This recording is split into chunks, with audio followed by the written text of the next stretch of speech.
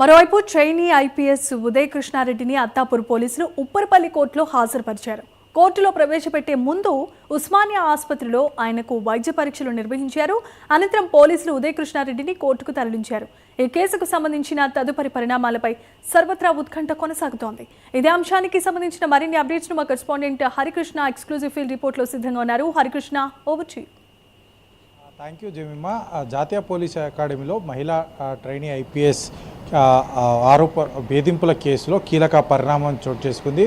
ఎవరైతే ఆరోపణలు ఎదుర్కొంటున్న ఆ ట్రైనీ ఐపీఎస్ ఉదయ్ కృష్ణారెడ్డిని పోలీసులు అదుపులోకి తీసుకొని ఉస్మానియా హాస్పిటల్లో వైద్య పరీక్షలు నిర్వహించి కాసేపటి క్రితమే ఉప్పరపల్లి కోర్టులో ప్రవేశపెట్టడం జరిగింది. అయితే ఈ యొక్క ట్రైనీ ఐపీఎస్ ఉదయ్ కృష్ణారెడ్డి తరపున న్యాయవాది వాదిస్తూ కూడా రిమాండ్ రిజెక్ట్ చేసి బెయిల్ ఇవ్వాలంటూ కూడా వాదనలు అయితే వినిపిస్తున్న పరిస్థితి అవుతుంది. కాసేపట్లో ఇటు ట్రైనీ ఐపీఎస్ మహిళా ఐపీఎస్ తరపున పీపీ కూడా వాదనలు పోలీసుల తరపున పీపీ వాదనలు వినిపించనున్నాడు. అయితే ప్రధానంగా ఈ యొక్క కేసును పరిశీలిస్తే ఈ యొక్క కేసు కోర్టుకు సంబంధించి తీర్పు ఏమిస్తున్న దానిపైన సర్వత్రా ఆసక్తి నెలకొంది. అయితే ఒకవేళ ఆ కేసుకు సంబంధించి తీర్పు ఏ విధంగా ఉన్నా కానీ సరే ఈ యొక్క అంశాన్ని పోలీస్ అకాడమీ చాలా సున్నితంగా సీరియస్గా తీసుకున్న నేపథ్యంలో కూడా ఇంటర్నల్గా కూడా విచారణ చేసే అవకాశం ఉంది. విచారణలో కనుక ఈ యొక్క నేరం రుజువు అయితే మాత్రం పూర్తి స్థాయిలో ఈ యొక్క సర్వీస్ నుంచి తొలగించే అవకాశం అయితే కనిపిస్తుంది. ఇప్పటికే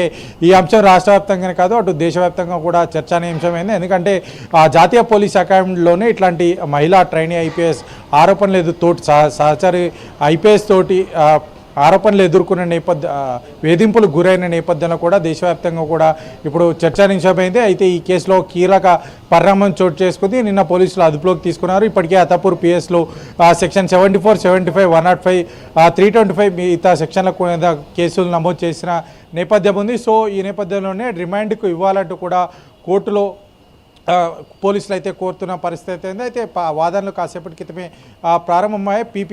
పీపీ కాసేపట్లోనే తమ వాదనలు అయితే పోలీసుల తరపున వాదనలు వినిపించనున్నారు. రిమాండ్ రిజెక్ట్ చేసి బెయిల్ ఇవ్వాలంటూ కూడా ఉదయ్ కృష్ణ తరపున న్యాయవాది వాదనలు వినిపిస్తున్న పరిస్థితి అయితే కోర్టు దీని పట్ల ఈ విధంగా తీర్పిస్తున్న దానిపైన సర్వత్రా ఆసక్తి నెలకొంది. Jemimah, thanks for the updates Harikrishna.